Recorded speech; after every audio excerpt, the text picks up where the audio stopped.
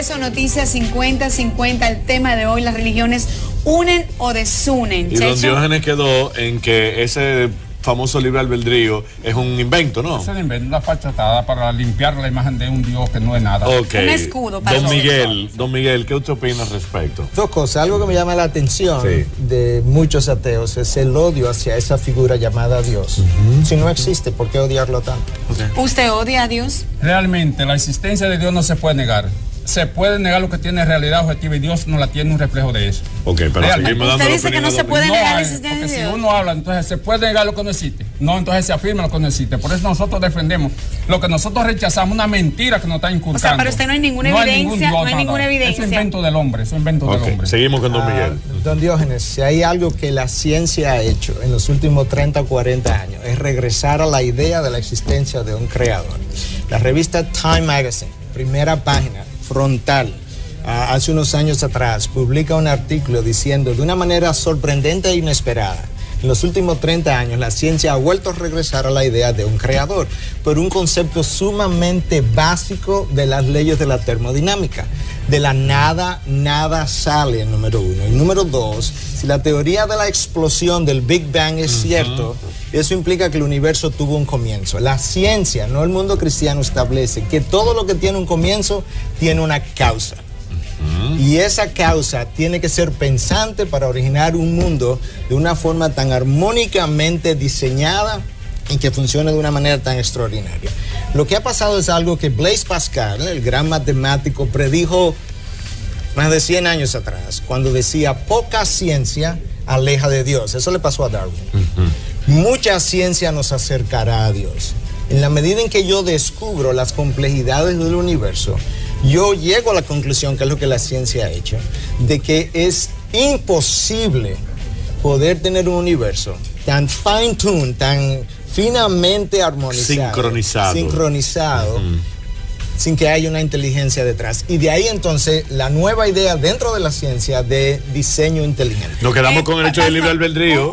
Una pregunta muy importante para Marucci, mí. nos quedamos con el libre albedrío. Es sobre eso. Muchas personas se han alejado en esos últimos tiempos de las religiones, han dejado de lado las congregaciones porque entienden que muchas religiones en la actualidad están condenando abiertamente a situaciones de homosexualismo, por ejemplo, etcétera, etcétera, etcétera. ¿Cuál es su opinión sobre esto? ¿Condena la iglesia a los homosexuales, por ejemplo?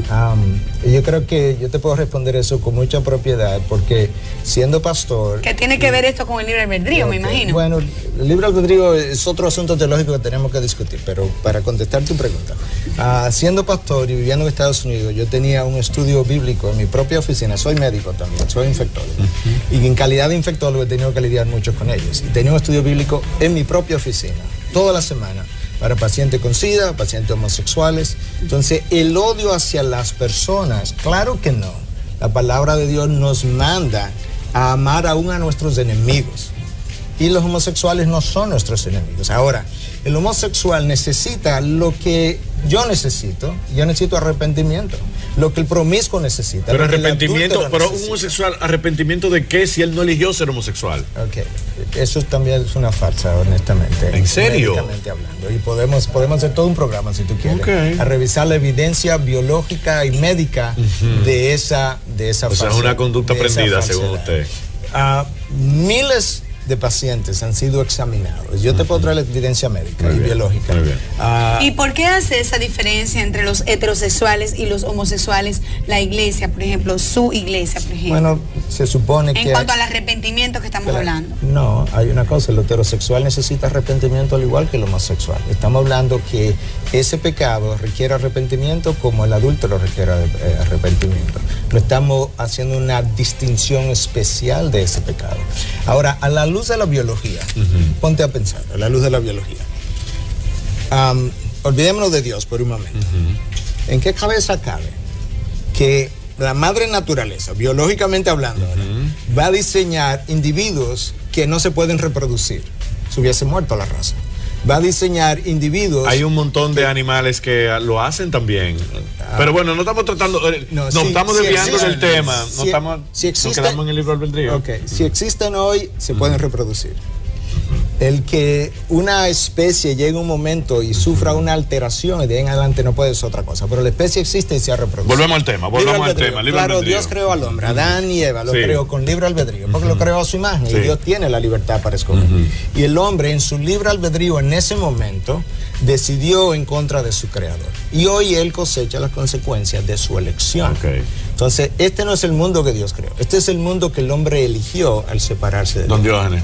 Bueno, realmente, fíjate, él hizo una referencia, si de la nada no surge nada.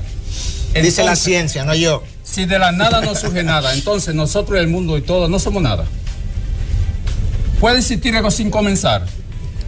Ese es mi punto, que entonces, algo comenzó. Si nada existe sin comenzar, todo lo que existe tuvo que comenzar. Exactamente. ¿Y quién lo comenzó? Yo te lo voy a explicar muy fácil. Acá hay un libro que yo escribí, eso me costó como más de 45 años de investigaciones filosóficas, titulado Nueva Teoría Científica sobre la formación del origen del universo. Está en Google. Nada más que buscar diogenismo, Nueva Teoría Científica. Ahí tiene la explicación de la formación del universo. Por ejemplo, ¿cómo lo explico? Cuando no había nada. En 30 segundos. Cuando no había nada, absolutamente nada, de ahí surgió la oscuridad. De la oscuridad surgió el aire. Cuando chocan dos masas de aire se forma el calor. Cuando se junta el calor y el aire se forma el agua. Científicamente el oxígeno y el hidrógeno. Del calor, el aire y el agua se forman de la tierra y de la tierra surgió todo lo que existe, que somos nosotros. No fue ningún Dios que hizo eso. Ahora que me diga otro que es lo contrario a eso. Esa es su opinión. Finalmente, unen entonces. Las religiones tienen el potencial de unir al hombre y lo han hecho. Solamente tiene que irte al 11 de septiembre del 2011 para encontrar qué pasó después de ese desastre. A ver si la gente no se reunió a orar a ese Dios. ¿Y por qué ustedes piensan, por ejemplo, que un musulmán, una persona que no cree en Jesucristo, no se salva? Yo creo que Dios tiene una revelación, no una religión. Entonces, en esa revelación, Dios revela su camino. Ese es el camino que el hombre no le ha gustado y ha dirigido su atención a su propio camino. ¿Solamente los cristianos se salvan, pastor? No es simplemente los cristianos, porque muchos cristianos no tienen salvación. Yendo a la iglesia todos los domingos, yendo a la iglesia varias veces a la semana. No es una relación con un Dios que ha enviado un Redentor. Y vía ese Redentor y el camino revelado. Bueno, don Miguel, no tenemos más tiempo porque nos van a cortar. La verdad que es muy interesante, hay mucha tela por donde cortar. Pero no puedes descubrir el origen del universo con argumentos filosóficos. Muy bien. Eso es una imposibilidad. La ciencia no te aceptaría eso. Muchísimas gracias por su participación, por su tiempo. Y a ustedes por su sintonía y sus tweets. Hasta mañana. Gracias.